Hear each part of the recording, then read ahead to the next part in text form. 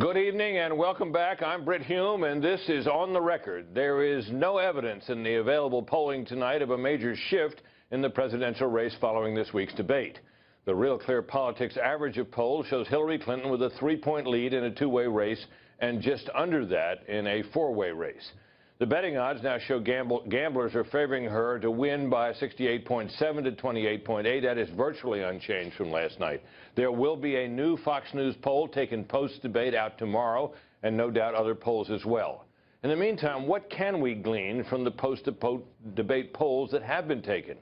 For that, we turn to the pollster and writer Kristen Soltis-Anderson. Kristen, welcome. Thank you very much for having me. So what can we say based on what you've seen so far? So as you mentioned, there's very little polling that's come out, but what we've seen so far suggests not a huge change in the race.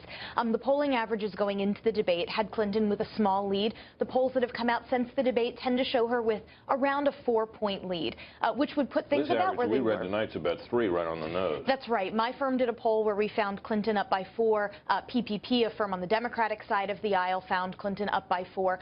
It'll be interesting to see what the polls that shows tomorrow, that comes out tomorrow shows, but I don't suspect that the debate dramatically altered the course of this race. So what else can we say about this race based on, the debate and sort of what's in the air? One of the groups that I'm going to be looking at the most is the subgroup of younger voters. Ahead of the debate, about 1 out of every 5 voters said that they were potentially going to change their mind as a result of what they saw. But for the millennial vote, it was higher. It was about 28%.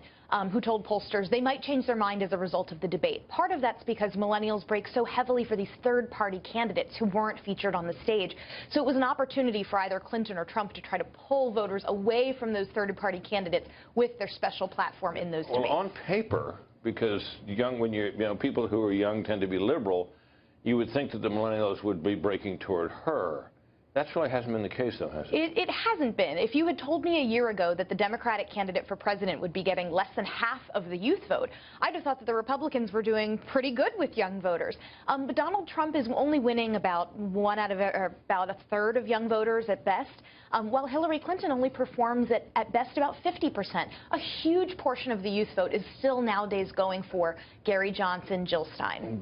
Barack Obama did exceedingly well among the young. What would you say roughly that Mrs. Clinton would need to, give her enough to have that piece of the old Obama coalition intact for her on election day? She's really been harmed, I think, by some of the damage that was done by Bernie Sanders. Really strong performance with young voters during the Democratic primaries. She was losing young voters by, 80 to 20 sorts of margins in many of these states, and there's really been a broken trust there. She seems like she's part of a system that just hasn't worked out for millennials, that they distrust. Seems like a sort of traditional partisan, part of an old system. They're looking for something new and different. They're not looking to just toe a party line. Well, but Donald Trump is new and different. If nothing else, he's really different. Well, and Donald Trump isn't who Hillary Clinton is necessarily fighting for young voters. There have been rumors out this week that she might begin airing ads against Gary Johnson and Jill Stein in order to shore up the youth vote, because that's actually her bigger competition for these voters. Yeah, because it looks otherwise. Outside of that demographic you're talking about, it does not appear that Stein and Johnson are really doing much compared to, past third-party candidates who've had a big impact. The youth vote is a huge piece of their success, and I think that's in particular why Hillary Clinton is going to be focused so much on trying to pull them back. Donald Trump's able to really run up the numbers with older voters, particularly older white voters, so she needs to hang on to that millennial vote and win them by a sizable margin in order to compete.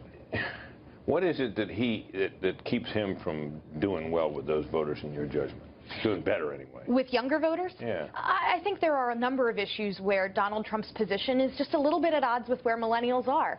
Donald Trump's sort of statement of "Make America Great Again" in a way can be interpreted as backward-looking, that it's talking about reclaiming a time that's been lost in America, a time that for many of these millennials they don't remember. They lack that nostalgia.